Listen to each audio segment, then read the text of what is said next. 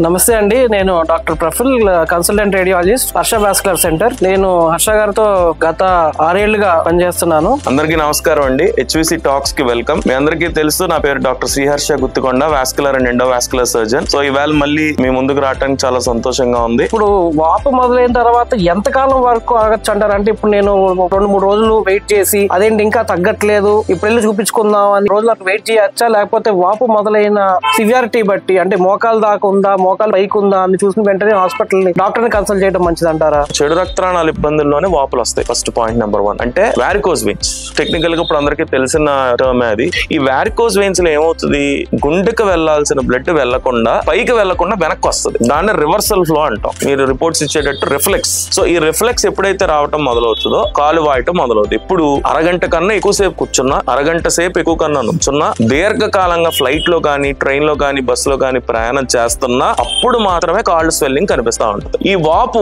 General గా 100% night పడుకుంటే పొద్దుడికి మొత్తం అంతా కూడా పోతుంది. This is the generally common presentation in vascular veins.